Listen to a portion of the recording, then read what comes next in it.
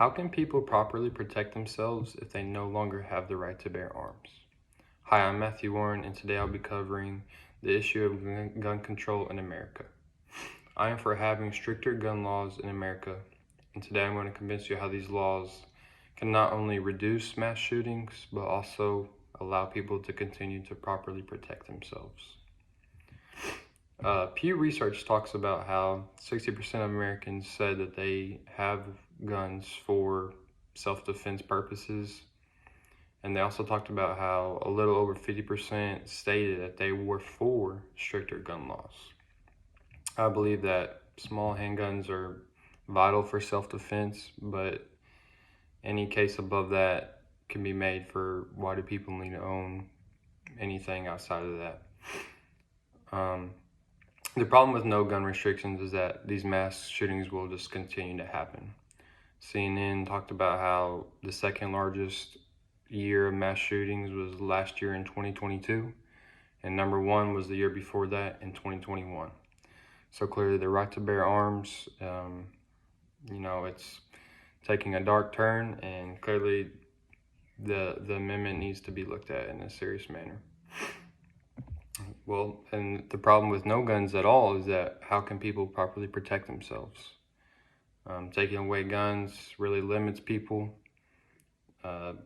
People that probably shouldn't have guns will probably find a way to get guns if no one else has guns. It's just weird to think about how that can be the world we live in. Every Time for Gun Safety is a non-profit gun violence organization. They talked about how there's a direct correlation between weak state gun laws and higher related gun deaths in the state. So clearly, states that have weaker gun restriction laws, they often see higher gun deaths. CNN also talked about how California is the strictest gun law state in the country, and some of the things that they do well. They have a 10-day waiting period to purchase guns, and they have really thorough background checks. The governor also signed off on some bills for even stricter gun laws in the state of California. A couple of them that I really like were AB 1594, and that promotes the safe and responsible use of firearm industry member practices so that these people can, get proper training or know how to properly handle their gun.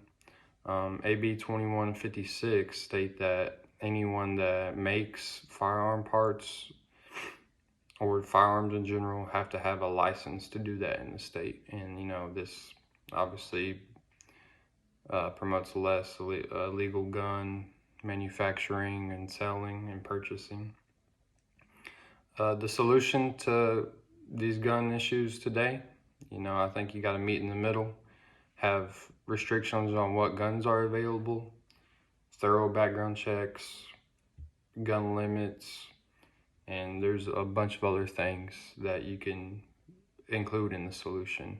I would include the bills that California passed as a start, and I think each state should seriously look into that.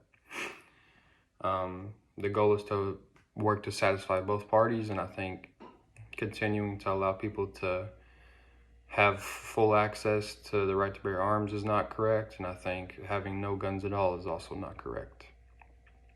As you can tell, I'm for having the right to bear arms the correct way. Think about if an armed intruder broke into your home and you had no handgun to protect yourself. Think about having the right to protect yourself in life-threatening situations. Think about having the right to bear arms the correct way.